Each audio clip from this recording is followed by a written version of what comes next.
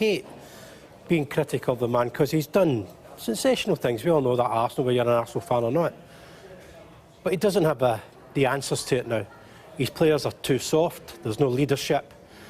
When they don't have the ball, they don't know how to go and get it back. First half last night was the best they've played for a little while. There was a little energy in there. They started to squeeze a little bit. And I thought, this is not too bad. He's got a reaction of some kind. Yes, it was harsh on the penalty and the sending off, but it's the same old Arsenal. You get to 1-1 or 1. Just accept it and try and move on with a half-decent display, but they just cave in. They absolutely cave in. Jeff asked me last night, are they playing for Wenger? I don't honestly know. You know, sometimes you can see when they're broken, and I think they are broken. There's a lot of these players who are not now good enough to play for Arsenal, to go and win titles and challenge for Champions Leagues. And because of that, it's not that they're not playing for Arsenal personally. It's they're not playing for each other. And if you don't play for each other, how will you ever have a team? That combination, the link-up, the spirit, they don't have it. They might say they have it. I don't see it. I think in general terms he wants to stay because it's his life. You know, he doesn't have a social life out with that. He's committed everything to the club and football in general. His whole life has been about that. I think that's why we got a suggestion 2 weeks ago. I will be managing somewhere next season, if not at Arsenal. I think that's the type of philosophy he does have. And I can understand that. I've not been one, a manager, but it does become a drug. You're just so addicted to it because I'm not saying they enjoy the pressure, but there's some element to it that gets you going. He's big enough and strong enough to take on the critics and answer it. But I don't think his team is anymore. And he is now merited within his team. And he called it a spirited performance, and you would disagree with that? The first half, yes, I totally agree with him. I totally agree with him. And there's been signs of that. That's why I can't commit overly to they're not playing for him. Sure, he looks as if he's got an issue with Sanchez, but that can happen. But they're not committing to each other, which is the biggest problem that he faces, because he's got to solve that. He's got to see, he's got to smell it and know on a day-to-day basis that is starting to take effect. And he's not managing to structure it now. He doesn't have anybody that comes out and sorts people out. And for Does me, he allow someone to come out and sort it out? I think he would. I think he would. I think he's let players do it before and not get too involved. But the thing now is, Arsenal are getting to the stage where Arsene belongs and deserves to probably make his decision. But the board must now, for me, they've got two big issues coming up. They must say to Arsene, and I would suggest after the Cup game against Lincoln this week, is that you must get Arsene to make a decision and say, we need a decision as a board now. We need a decision from you. And then we need a decision from Sanchez to say, if we've offered him a contract, are you staying or are you going? And let Sanchez put him in the spot. And if he says, I want to go, then you can sell him in the summer. They have to get these problems out the way so they can move on. Otherwise, it's going to be a torrid 10 weeks for Arsenal. Sky sources are telling us Antonio Conte could sign a new contract at Chelsea in a matter of days. Now, it's our understanding the club have offered him a renewed deal and his representatives believe he will sign it. But there are other offers on the table. Inter Milan have contacted Conte's representatives about his availability if things go badly with their current coach Stefano Pioli. He's also one of the favoured candidates for Barcelona, although he's not in pole position. And another possible option would be AC Milan. It's reported Conte has been contacted by representatives of their Chinese owners.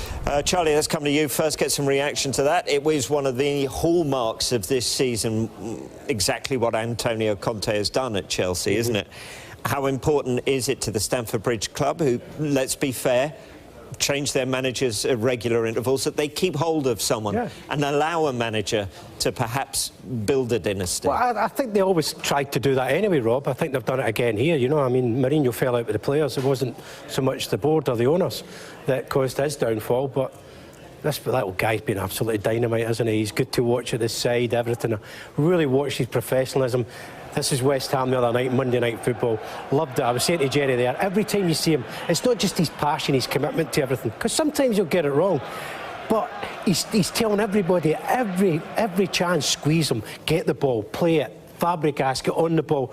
I mean, he's dictating everything. He's playing the whole game from the side. He must be absolutely exhausted when he goes home at night. He won't have energy to sign a contract. They better get him in the training in the morning.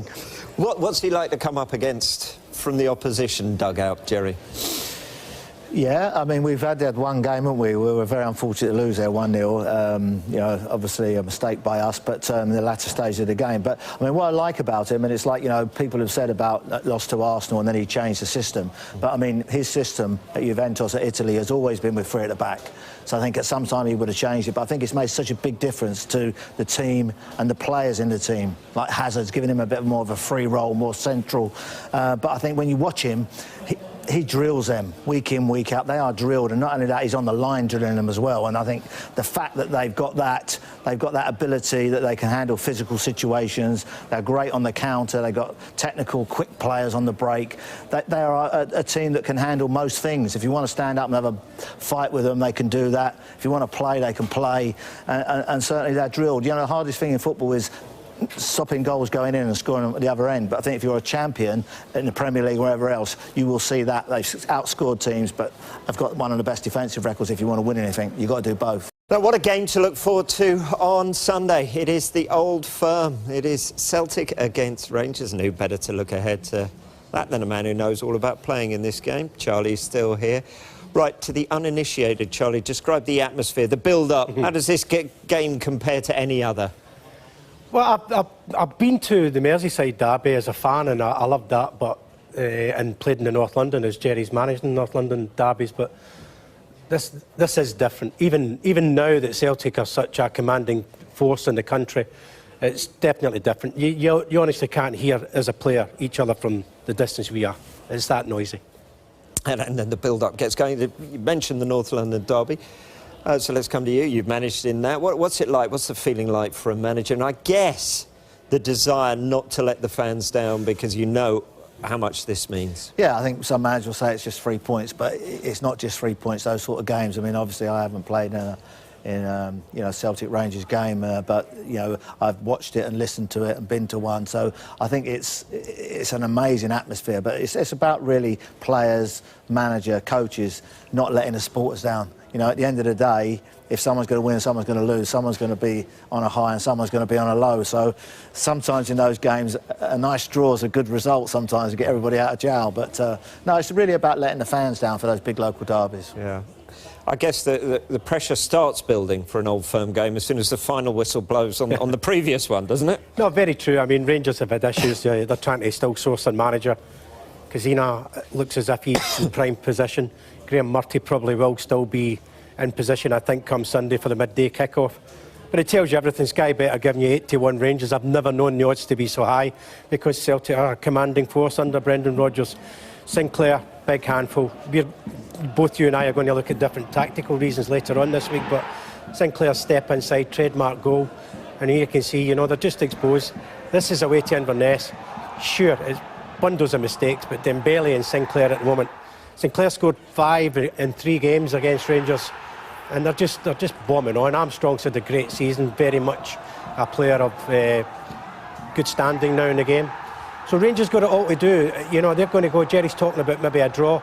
Rangers would bite your hand off for a draw in some respect right now, but it's no surprise that Celtic are strong favourites. They haven't really got going since Mark Warburton scenario, have they? No, do you know the crazy thing is, Jerry, Warburton tried to play the right way, but unfortunately he doesn't have the right players to play there. I mean, you finish second in this city and play the same style. There's only one exit, and it was Mark had to go. So, you know, I don't think he did a lot wrong, but they just don't have the quality of player. And, you know, people thought, oh, they'll finish second guaranteed. No chance. They've got a long way to go, Rangers. And it will show this weekend again, unless they're going to make some big changes. Moussa Dembele, top scorer, 22 in all competitions, 17 league goals. Is there any way of stopping him if you're Rangers? Yeah, there is. You can adapt your system. Rangers are not adaptable. They don't have genuine pace at the back, as you can see here. Celtic just go. You look at Rangers, they're all over the place because they're scared of pace. And he has pace and power and abundance. You can see even from set pieces. You know, Rangers are having to rely on a 37-year-old Clint Hill, who's been a great pro throughout his life, but he's an organiser. He's not about pace and picking up. And Celtic now, in this stage, they're now starting to come back from being behind Celtic. They had St Mirren, St Johnstone on that occasion. There's loads of characters, there's loads of passion on there. great choices Celtic have got under Brendan Rodgers at the moment, and they are absolutely flying. They are still going for this unbeaten season, obviously, but they haven't really had much competition, have they? Still, how significant an achievement would that be, despite the lack of competition? No, it would be gigantic. Look, you can only play what's in front of you. Brendan can't make up new rules. You know, you've seen they had a problem in the Champions League to adjust. He knows how far they've got to go. The problem is that Aberdeen's had an average season when things were looking promising for the last two, but they've not strengthened. Hearts are disappointed. Rangers have been just trying to survive, I think, more than anything else. Lost the manager because he can't afford to bring in better players. And the fact is that Celtic can go and spend £3.5 million in Sinclair. They can get a cross-border transfer for Dembele for 500,000. They're flexing their muscles because they're so far in front. But no, credit where credit's due. Celtic have been very good to watch under Brendan. How many years are Rangers behind them? I couldn't put a time frame on it because Rangers could come back.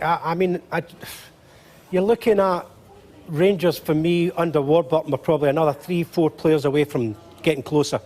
Now I think it's broadened. I think with Warburton gone, if the Portuguese guy comes in, which is a risk, and they're looking at a technical director of football, that's a risk. But they could be as much as 8 or 9 players away. So I can only put it in frame of money. It's a long, long way. I wouldn't like to be opening the purse strings for it.